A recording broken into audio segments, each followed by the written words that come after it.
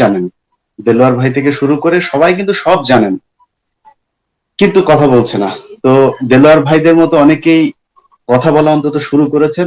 এটাই হচ্ছে আমাদের জনগণের জন্য অনেক বড় একটা পাওয়া, যে আপনাদের জায়গা থেকে একেবারে বস্তুনিষ্ঠ যে কথাগুলো শুনতে চায় মানুষ, যেটা আসলে বাংলাদেশে ঘটছে সেই কথাগুলো শুনতে চায়। যেটা শুরু হয়েছিল জনাব জেনারেল সারওয়ার্দিকে দিয়ে। যদিও সারওয়ার্দিকে নিয়ে অনেক বিতর্ক আছে, কিন্তু কথাগুলো বলেছেন একেবারে সত্য কথা।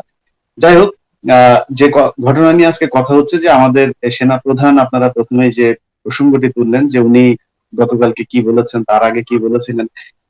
দেখুন, সেনা প্রধান এখন আসলে কি কোন কারণে তিনি এসব কথা বলছেন সেটা আল্লাহই জানেন। তবে তিনি নিজে থেকে যে কথাগুলো বলছে না, এবং যে কথাটা তিনি বলছেন সেটা যে তিনি চানও না, এটা বাস্তব। কারণ হচ্ছে, আমরা বাংলাদেশে যে সেনাবাহিনীকে চিনি, সেই সেনাবাহিনী আর বর্তমান সেনাবাহিনী এক সেনাবাহিনী না। আমরা যে পুলিশ বাহিনীকে চিনি, সেই পুলিশ বাহিনী আর বর্তমান পুলিশ বাহিনী এক জিনিস না।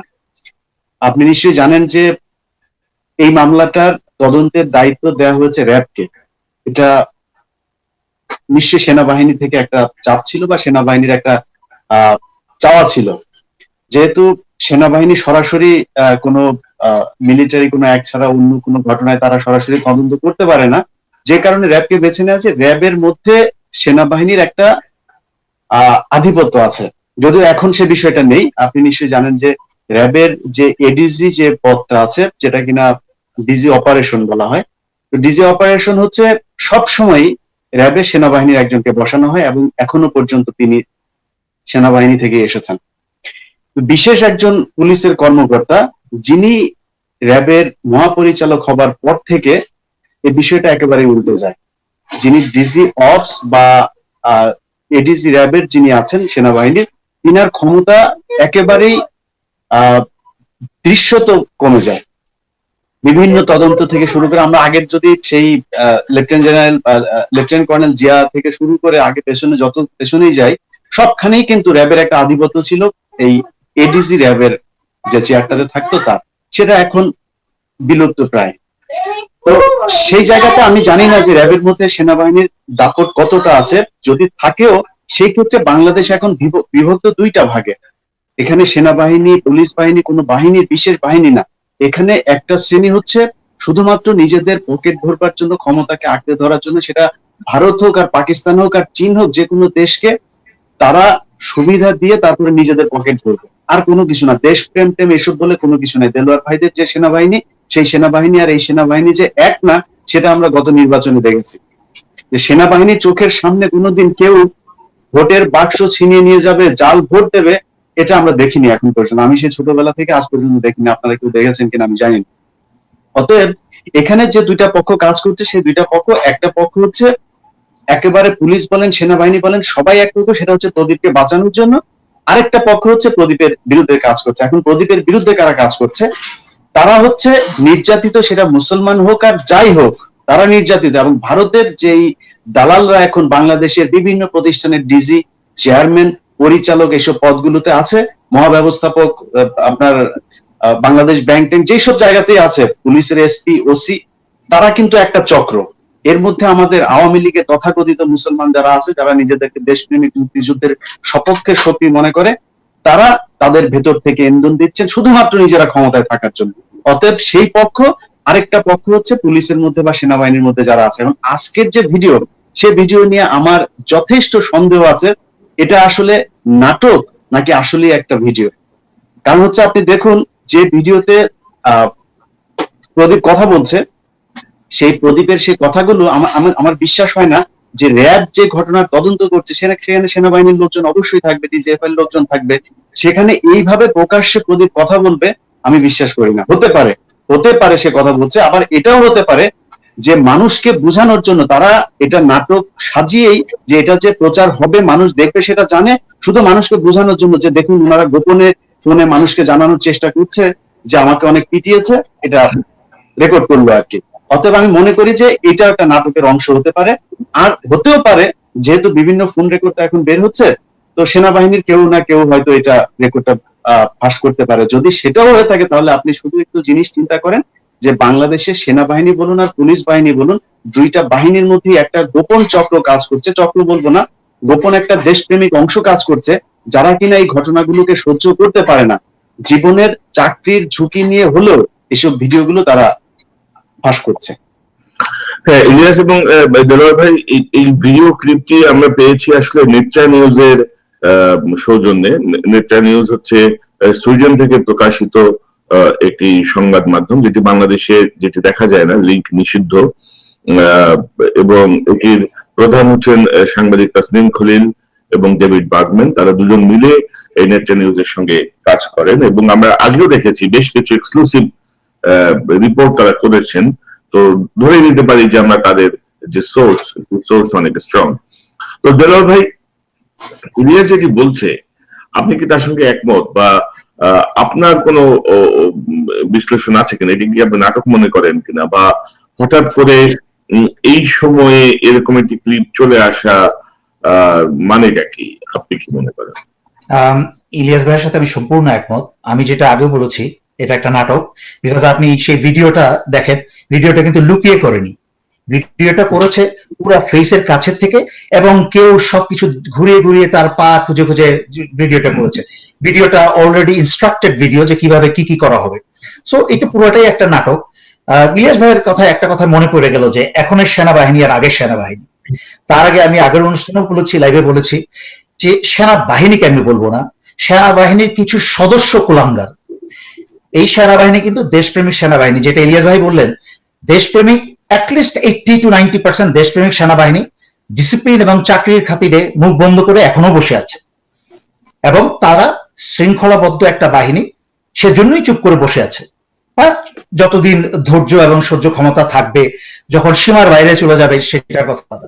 বাট আমি এই কথা প্রসঙ্গে একটা কথা মনে পড়ে যায়, এখনো সেনাবাহিনীর আগের সেনাবাহিনী। 1996 সালে যখন 46 ব্রিগেডের অংশ হয়ে আমরা 30 বেঙ্গলে অস্ত্র উদ্ধারে নামলাম, তখন আমাদের ক্যাম্প ছিল রমনা ক্যাম্পে, যেটা ওই কি বলো এটাকে, এখন হেলথ কমপ্লেক্সের বিল্ডিং, ওইখানে কাকরাইল মসজিদের উল্টা দিকে। তো সেখানে আমাদের ক্যাম্প ছিল। তো আমরা ইলেকশনের সময় আমাদের কিন্তু নির্দেশ ছিল যেন আমরা কোন ইলেকশন বুথের মাঝখানে প্রবেশ না করি। আমরা তো আজকালকার অফিসারদের মতো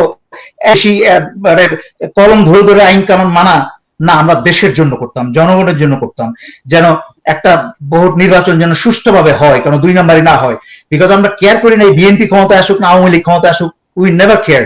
এটা নিয়ে আমাদের জনগণের ভোটে, সঠিক ভোটে যেই ক্ষমতা আসবে তাকেই হচ্ছে একটা বৈধ সরকার।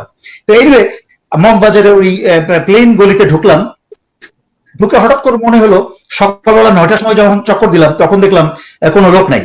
এটা প্রথম যে 3 মাসের একটা নাটকীয় নির্বাচন হলো। তো আবার যখন দ্বিতীয়বার একটু পরে, আধা ঘন্টা পরে এসে দেখলাম তখনও লোক নাই। হঠাৎ করে মনে হলো একটু কেন্দ্রে ঢুকে দেখি। কেন্দ্রে গিয়ে দেখি প্রিজাইডিং অফিসার সুদ্ধা যতগুলো লোক আছে, দল বেঁধে একটা দলের মার্কার উপরে সমানে সিল মারছে। প্রিজাইডিং অফিসারকে কানের নিচে টাবাস করে একটা চর মারলাম, চেয়ার থেকে উল্টে পড়ে গেল। আপনারা কি স্কুলের শিক্ষক, কলেজের শিক্ষক?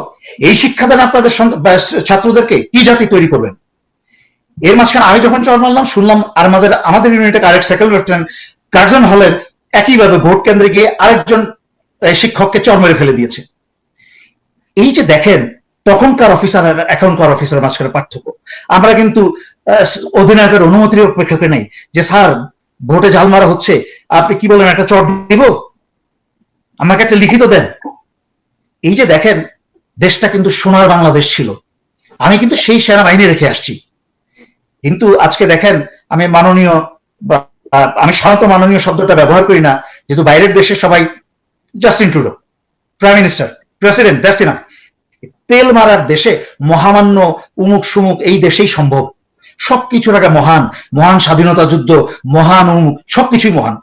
সবকিছুতেই বাঙালি জাতিটা হচ্ছে অতি, প্রশংসায় অতি, আবার নিষ্ঠুরতা অতি। তো আমি তারপরও বললাম যে, যেহেতু সেনা প্রধান, ওনাকে আমি ওনার উদ্দেশ্যে বলছি, আল্লাহ কিন্তু সম্মানটা দেন উনি সরাসরি। ভারত বা শেখ হাসিনার কিন্তু কোনো ক্ষমতা নাই আপনাকে সম্মান দেওয়ার। এই যে সম্মানজনক পদে আল্লাহ আপনাকে বসিয়েছেন, এই সুযোগ কিন্তু জীবনে আর আসবে না দ্বিতীয়বার। এটাই প্রথম এবং এটাই শেষ। আপনি হয়তো বা চাইবেন, আশা করা যায় যে আপনার এই সামনে আপনার কিছুদিনের মাঝখানে আপনার মেয়াদ শেষ হয়ে যাচ্ছে, হয়তো আরো 2-1 বছর বাড়ানোতে। আপনি হয়তো বা চাইবেন প্রধানমন্ত্রীর সামরিক উপদেষ্টা হতে, আপনি হয়তো বা চাইবেন অথবা চাইছেন যে আপনার রিটায়ারমেন্টের অবসরের পরে আপনি কোনো মন্ত্রীর জায়গায় স্থান পান, এবং আমি চাই আপনি পান। কিন্তু এই যে সম্মানটা, সুযোগটা পাচ্ছেন, এটা সেনাবাহিনী, এই বাংলাদেশের সেনাবাহিনী এবং জনগণের এবং দেশের জন্য কাজে লাগান, এই সুযোগ কিন্তু আর আসবে না। দেশের স্বার্থের উপরে আর কারোর স্বার্থ থাকতে পারে না। অন্য কোনো দেশের, কোনো ব্যক্তির, কোনো দলের স্বার্থ দয়া করে দেখবেন না। এই সুযোগ জীবনে আর আসবে না। জীবনে যত অতীতে ভুল করেছেন, আমিও জীবনে ভুল করেছি ব্যক্তি হিসেবে, আপনারও থাকতে পারে, আমরা কেউ ফেরেশতা না, আমরা কেউ নবী রাসূল হয়ে আসি নাই, সবারই ভুল ত্রুটি আছে। আপনি যে ভুল করেছেন, এই সুযোগ কিন্তু সবকিছু মুছে একটা সবার কাছে, সেনাবাহিনী, সশস্ত্র বাহিনীর কাছে, জনগণের কাছে, দেশের কাছে নিজের মাথা উঁচু করে দাঁড়ানো। এইটুকুই আমার কাছে হত্যার বিচার হবে, সব হত্যার বিচার হবে। দেলোয়ার ভাই এবং ইলিয়াস হোসেন, আপনারা কি মনে করেন এই যে প্রদীপকে ধরুন, আমরা আজকে সকালবেলা আমি কথা বলছিলাম আমার দেশ পত্রিকার সম্পাদক জনাব মাহমুদুর রহমানের সঙ্গে, তিনি 39 দিন রিমান্ডে ছিলেন, 39 ডেজ। উনি 39 দিন ওনাকে রিমান্ডে নেওয়া হয়েছে। রিমান্ডে উনি কমপ্লেন করার পরেও তার কমপ্লেন আমলে নেওয়া হয়নি, টর্চারের। তাকে একবারের জন্য কখনো ডাক্তারের কাছে পাঠানো হয়নি, হসপিটালে পাঠানো হয়নি।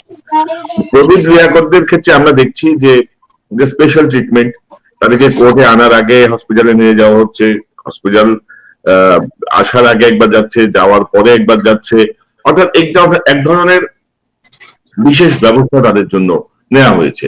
এবং প্রদীপ কিন্তু কোনো ধরনের স্বীকারোক্তি ছাড়াই কারাগারে চলে গেছে।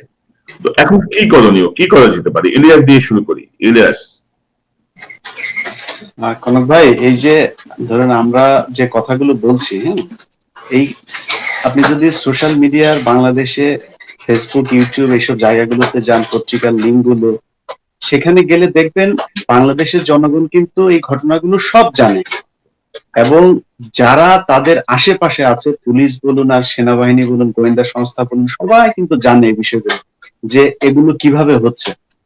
আপনি কনক সারোয়ার নিজে বাংলাদেশের অত্যন্ত স্বনামধন্য একটা টেলিভিশন, অত্যন্ত স্বনামধন্য একজন সাংবাদিক, আপনি রিমান্ডে ছিলেন, আপনার সাথে কি ব্যবহার করা হয়েছে সেটা আপনি নিজে জানেন, রিমান্ডের খবর আমরাও জানি। তো এখন সেই জায়গাতে প্রদীপকে 15 দিন দরকার হয় মানে একটা কথা বের করার জন্য, 164 দেওয়ার জন্য। তো মানে যদি সে করে নাও থাকে, তারপরেও বের করা একেবারে ইজি, যেটা প্রমাণ এই গত কয়েকদিন আগে নারায়ণগঞ্জে যে ঘটনা ঘটলো, সেই মেয়ে ফিরে এসেছে, তাকে অলরেডি তার মামলায় স্বীকারোক্তি দিয়ে তাদের সাজা টাজা হয়ে যাচ্ছে, এরকম অবস্থা। তো এখন এগুলো তো খুব স্বাভাবিক ব্যাপার, কিন্তু সমস্যা যেটা সেটা হচ্ছে যে আমাদের মধ্যে যারা আমরা এই কাজগুলো করছি, যেটা আগেই বললাম, যে শুধুমাত্র ব্যক্তি স্বার্থের জন্য পুরো দেশটাকে একটা ঝুঁকির মধ্যে, আমাদের দেশের স্বাধীনতা সার্বভৌমত্বকে আজকে ঝুঁকির মধ্যে ফেলে দিলাম। যেসব সেনাবাহিনীর অফিসার, যেসব পুলিশের অফিসাররা আজকে দেশপ্রেমের কথা বলে, যারা পুলিশের মধ্যেও ধরুন পরিচিত আছে এরকম, যে তাদেরকে শুধুমাত্র একটু মানে বোঝা যাচ্ছে যে তারা বোধহয় আওয়ামী লীগের তেলবাজি করবে না, সেটা বিচারালয় হোক আর পুলিশ হোক আর সেনাবাহিনী হোক, সব জায়গাতে তাকে পানিশমেন্ট একটা দেওয়া হয়, ধরুন সারদাতে পাঠিয়ে দেওয়া হয়, ওনাদের যে স্টাফ কলেজ আছে সেখানে পাঠিয়ে দেওয়া হয়, বা জজ যারা তারা আছে তাদের প্রমোশন আটকে রাখা হচ্ছে, সচিবালয়ে একই অবস্থা, এই কাজগুলো করা হচ্ছে। আমাদের মধ্যে একতা নাই, যারা মনে করছে যে 4-5 জন মানুষ আমরা আমাদের মতো সুবিধা নিচ্ছি, যা হবে হবে, পরে দেখা যাবে। আরে ভাই, টাকা পয়সা দিয়ে করবেন কি? দেশটা তো থাকতে হবে, আপনি না থাকবেন।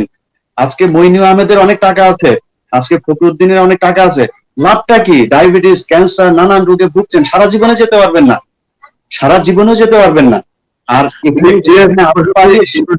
প্রসঙ্গে আমি অ্যাড করি, মইনু আহমেদের টাকা পয়সা বা শারীরিক অসুস্থতা যদি বাদ দিই, মইনু আহমেদ আমেরিকার মতো দেশে চোরের মতো থাকেন। উনি বাঙালি কোনো এলাকায় যান না, উনি কোনো বাঙালি রেস্টুরেন্টেও যান না, বাঙালি কোনো সংস্পর্শেও যান না, কারণ তিনি জানেন যে বাঙালিদের কাছে তার জন্য শুধু ঘৃণাই আছে, এবং সেটা সারা জীবনের জন্য, সেটা সারা জীবনের জন্য। এটা এরকম না যে ধরুন আমি আপনি আমাদের কথাই বলি, আমাদেরও তো এখানে সমালোচক আছে, তারা বললে তোরা পালিয়ে আছিস, তো আমরা কেন আছি সেটা সবাই জানে।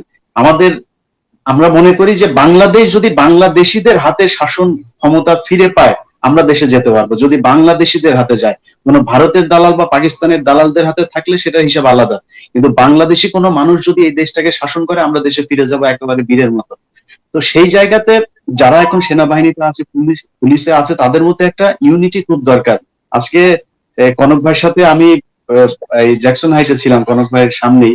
তো আমাদের বাঙালিদের মধ্যে সমস্যা কি জানেন, ধরুন মানে বিরাট কিছু সেটা হচ্ছে জ্যাকসন হাইটে বা বাঙালি অধ্যুষিত এলাকায় গিয়ে তারপরে একটা ওই বিদেশি একটা জায়গায় যাবে, ধরুন আমেরিকার কোন একটা সরকারি অফিসে যাবে, সেখানে যাওয়ার পরে হ্যাঁ আই নাই এই শেষ, বুঝছেন না, কথা বলতে পারে না। কিন্তু জ্যাকসন হাইটে আসার পরে মনে করেন যে সে জোর করে হইলেও ইংলিশ বলে, আর এমন একটা ভাব দেখায় যে তার চাইতে বড় জাননেওয়ালা মানুষ এই পৃথিবীর মধ্যে আর কেউ নাই।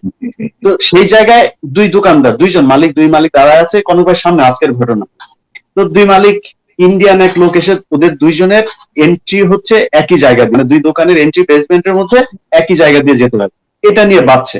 ইন্ডিয়ান লোকটা মনে করেন বাঙালি দুইটার সাথে এসে এমন আচরণ শুরু করছে মনে হচ্ছে ওর দোকানের কর্মচারী এরকম। তা আমার না এগুলো আবার আমার খুব ইয়েতে কাজ করে, হ্যাঁ। তো বলছে যে মানে হিন্দিতে ওরা ইচ্ছা মতো মানে ঝাড়তেছে, কেন তোমার এইটা এখানে থাকে, কেন বায়ে কেন লেফটে কেন রাইটে রাখো, এই সেই। আমি গেলাম, আমি যে বললাম এই আপনি ওর সাথে হিন্দিতে কথা বলতেছেন কেন, আপনি বাংলায় কথা বলেন, আপনার ভাষা কি হিন্দি, বাংলায় কথা বলেন ওর সাথে। ও যদি বাংলা না বুঝে তাহলে ওরা বলেন এবার ইংলিশ বল। হিন্দিতে এখানে মনে করেন মানে এমন একটা অবস্থা যে মনে হয় আমাদের হিন্দি জানতেই হবে। জ্যাকসন হাইটের অবস্থা এরকম। আমি এই পর্যন্ত অন্তত 5 জনকে অপমান করছি, সে আমার সাথে এসে হিন্দি কথা বলা শুরু করে। Why you speaking Hindi, speak English, is America.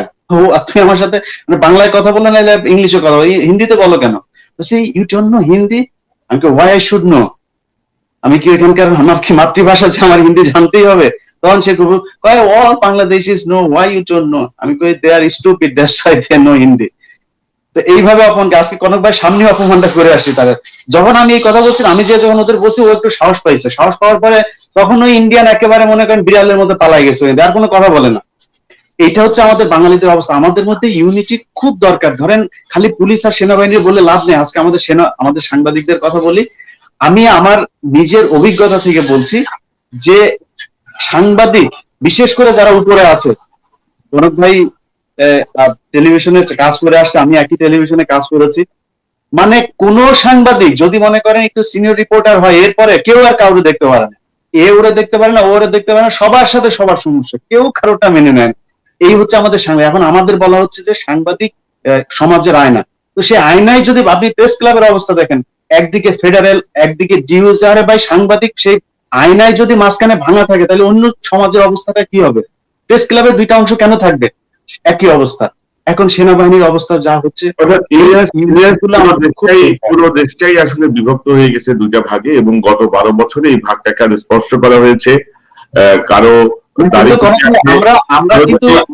আমরা কিন্তু ভাগ হয়ে আছি, কিন্তু যারা আমাদের বিরুদ্ধে তারা কিন্তু ঠিকই একেবারে ইউনাইটেড হয়ে, যেটা দেলোয়ার ভাই বললো যে ইসকন টিসকন, এই ইসকন বলুন আর ভারতীয় যে দালাল আছে সেই তাদের ধর্মের খাতিরেই হোক, তারা কিন্তু ঠিকই থানার ওসি, কোথাকার এসপি, তারপরে ডিআইজি, তারপরে হাইকোর্টের বিচারপতি, এইসব প্রমোশন, আপনার সেক্রেটারি হিসেবে নিয়োগ, সব কিন্তু তারা ঠিক মতো আছে। তাদের সব, আপনি ডিজি দেখেন না, আপনি ওই বাংলাদেশের যতগুলো প্রতিষ্ঠান আছে তার মধ্যে অন্তত 60 ভাগ প্রতিষ্ঠানের ডিজি গিয়ে দেখেন আপনি, তারা ভারতীয় এসব দালাল। আমি ধর্মের কথা আমিও বলছি, আমি ধর্মের নাম করে বলছি না, আসলে এটা হচ্ছে ব্রিটিশ পদ্ধতির rule and divide and rule.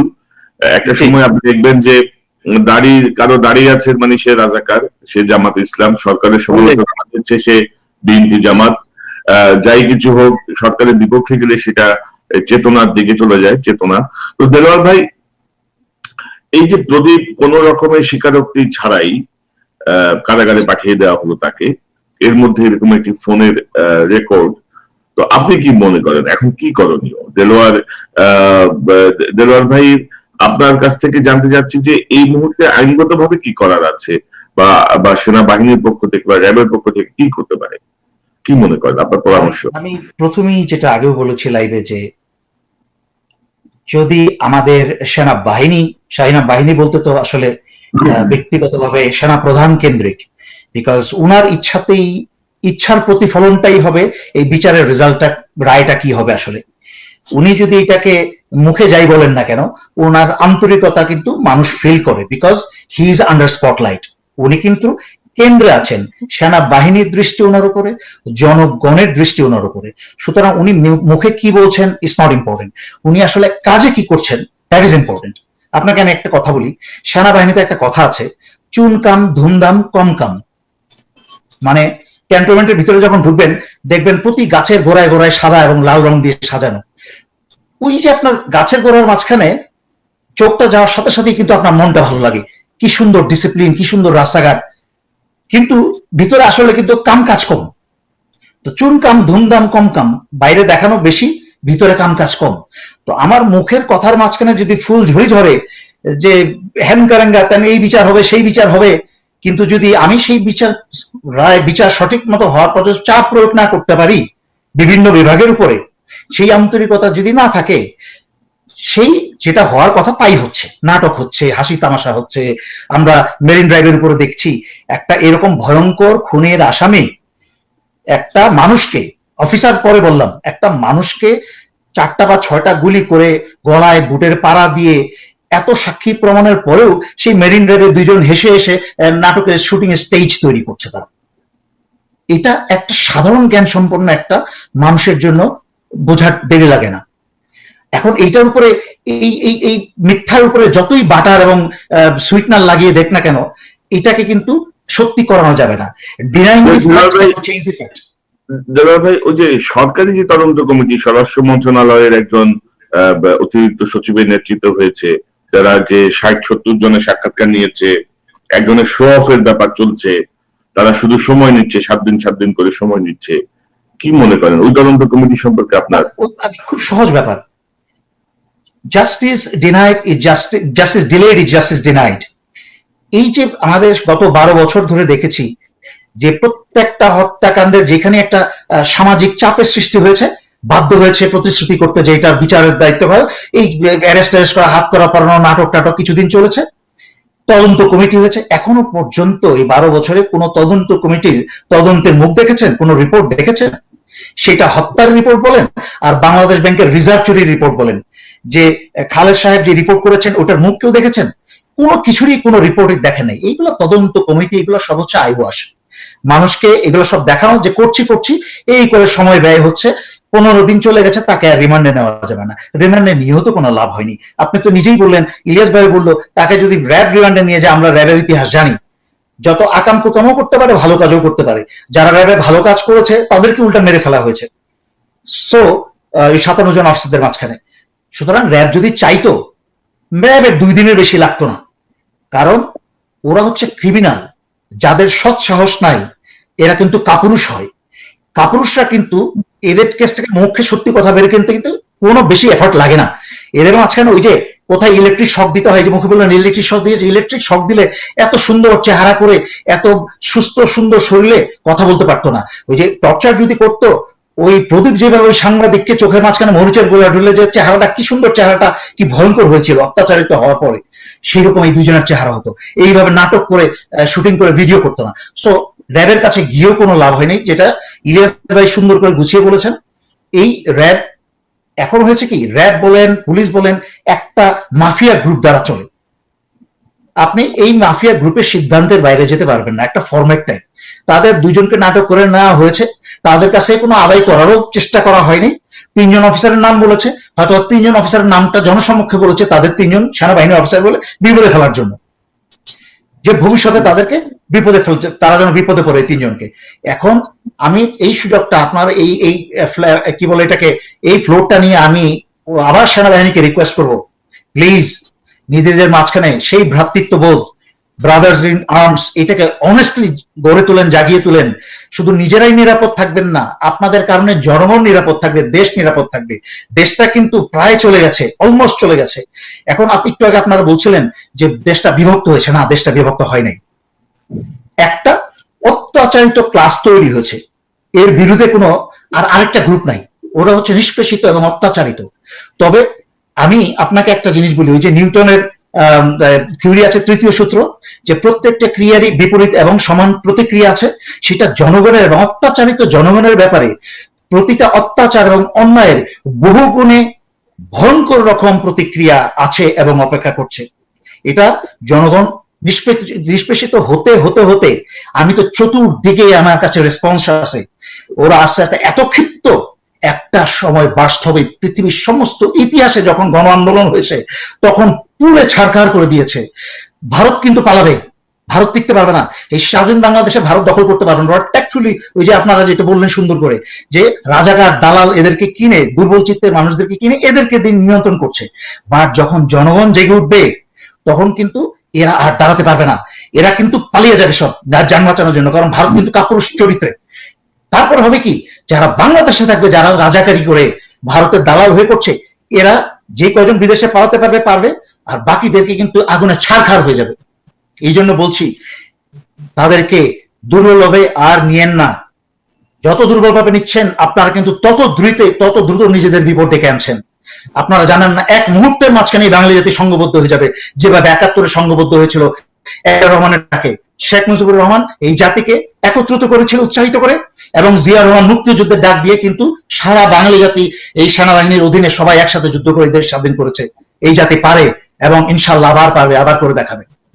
জি দেলোয়ার ভাই, পরিস্থিতি ওদিকে যাচ্ছে, নিউটনের তৃতীয় সূত্রের মতোই আমরা মনে করছি ওদিকেই যাচ্ছে। প্রত্যেকটি ক্রিয়ারই একটি সমান ও বিপরীত প্রতিক্রিয়া আছে, এবং সেটি আমার মনে হয় যে জনগণ যে পরিমাণ ক্ষুব্ধ, আমরা সোশ্যাল মিডিয়ায় বা এখানে যে পরিমাণ কমেন্টস আছে সেটা থেকেও যদি আমরা বের করি তাহলে দেখা যাবে ৯০% মানুষের ক্ষোভ এখানে প্রতিফলিত হচ্ছে। তো দেলোয়ার ভাই, আরেকটি ক্লিপ আছে সেনাপ্রধানের সাম্প্রতিক, আমরা একটু ক্লিপটা আগে দেখি। আমরা দেখছি ঘটনার পরে দুটি বাহিনীকে মুখোমুখি দাঁড় করার জন্য একটা মহল খুবই চেষ্টা চালিয়েছিল। আপনি হয়তো কক্সবাজার যাওয়ায় সেটা কিছুটা শান্ত হয়েছে। এটা আসলে কারা, আপনারা এবং আপনাদের নিজস্ব কোনো তদন্ত হয়েছে কিনা, সেই অনুসন্ধানে কি বেরিয়ে আসছে? না দেখুন, আমরা যুগ যুগ ধরে দেখে আসছি যে কোনো একটা ঘটনা ঘটলে কেউ না কেউ এটার একটা আনডিউ প্রিভিলেজ দিতে চায়। এবারও অনেকে চেষ্টা করেছিল, হয়তো এখনো করছে। তো এই ধরনের ঘটনা চলতেই থাকবে। তবে সচেতন মানুষ এগুলো বুঝে যে একটা ঘটনা ঘটেছে, অবশ্যই অত্যন্ত একটা নৃশংস ঘটনা, ন্যাক্কারজনক ঘটনা। সেটাকে আপনারাও দেখেছেন যে শুধু সেনাবাহিনীর পক্ষ থেকে এটাকে ঘৃণা জানানো হয়নি, ইভেন পুলিশ প্রধানও সেদিন এসেছিলেন, তারাও সেই ঘটনার জন্য দুঃখ প্রকাশ করেছেন, এবং সকলেই মর্মাহত হয়েছে এই ঘটনাটাতে। তো এরকম একটা ঘটনাকে নিয়ে কেউ যদি অন্য কিছু করার চেষ্টা করে, সেটা সত্যিই খুব দুঃখজনক ঘটনা, এবং সেটা কাঙ্ক্ষিত নয়। তো দেলোয়ার ভাই, এই যে বক্তব্য, ধরুন সেনাপ্রধান চট্টগ্রাম সেনানিবাসের একটি অনুষ্ঠান শেষে, ইউজুয়ালি এটা কিন্তু একটি আনইউজুয়াল কথোপকথন বলা চলে, কারণ সেনাপ্রধান এইভাবে সাংবাদিকদের সঙ্গে কথা বলেন না, অতীতের কোন রেওয়াজ আমরা দেখিনি। তো তারপর তিনি বলেছেন, এবং এই সাংবাদিকের যে প্রশ্ন, সেই প্রশ্ন আমার মনে হচ্ছে ইট ওয়াজ অ্যারেঞ্জড প্রেস কনফারেন্স টাইপ। কারণ সাংবাদিক প্রশ্ন করছেন যে এই ঘটনা ঘটার পরে কোন মহল এটিকে মুখোমুখি করে দেওয়ার চেষ্টা করেছে বা সুবিধা নেওয়ার চেষ্টা করেছে। তো কি সুবিধা কে নিবে? মেজর সিনহা, অবসরপ্রাপ্ত মেজর সিনহার যে হত্যাকাণ্ড, নির্মম হত্যাকাণ্ড, এটি নিয়ে আমরা কি প্রতিবাদ করব না? এটি নিয়ে কি আমরা বিশ্লেষণ করব না? এটি নিয়ে কি আমরা, এই যে আমরা এখন যে কাজটি করছি সেটি কি উনি বলবেন যে আমরা কি অন্য দিকে নিয়ে যাওয়ার চেষ্টা করছি? প্রদীপের এই যে ফোন আলাপ নিয়ে আমরা আলোচনা করছি, সেটি কি অন্যায় কিছু করছি আমরা? সেটি কি আমরা অন্যদিকে নিতে চাচ্ছি? আমরা কি বাংলাদেশের বিরুদ্ধে কিছু বলছি? দেলোয়ার দিয়ে শুরু করি, এরপর আসবো ইলিয়াসের কাছে। দুর্বল চিত্তের মানুষ সবসময় কিন্তু একটা অজুহাত খুঁজে বের করে। যখন আপনি সত্যকে সামনে তুলে ধরবেন তখন ভীরু লোকের কিন্তু অন্তর কেঁপে যায়, তখন আবল তাবল বকে। বাংলাদেশে আজকাল কিছু কালচার শুরু হয়েছে, যেমন কাউকে ধরতে হবে, কিছু ইসলামিক বই দিয়ে সেই বইটাকে জঙ্গি নাম দিয়ে, জঙ্গির বইপত্র পাওয়া গেছে, জঙ্গি নাম দিয়ে দেয়, জঙ্গি নাম দিল, লেবেল দিয়ে দিল, সমস্ত কিছু হয়ে গেল, আর কোনো বিচার আচার লাগবে না, তাকে নিয়ে মেরে ফেললো না কি হয়ে গেল, কোনো বিচারের দরকার নেই। আর আরেকটা হচ্ছে ভিন্ন কাতে নেওয়ার। এই যে শব্দটা আবিষ্কার হয়েছে ভিন্ন কাতে, আপনি যেটা সুন্দর করে বললেন, সিনহা হত্যার বিচার চাওয়া হচ্ছে, তা নিয়ে প্রতিবাদী সারা বাংলাদেশের সমস্ত সচেতন দেশপ্রেমিক মানুষ। যেসব সেনাবাহিনীর চাকরিরত অফিসার ডিসিপ্লিনের কারণে কথা বলতে পারছেন না, তারাও ভিতরে ক্ষুব্ধ এবং নিজের সাথে আয়নার সামনে দাঁড়িয়ে কথা বলছে, তারপরেও বলছে। কিন্তু এটাকে যদি আপনি নাম দেন ভিন্ন কাথে, এগুলো হচ্ছে হাস্যকর জিনিসপত্র। মানে আপনার ভালো কিছু বলার নাই, আপনাকে এটা হচ্ছে ডাইভার্ট করতে হবে সাবজেক্টটাকে, অন্য দিকে নিতে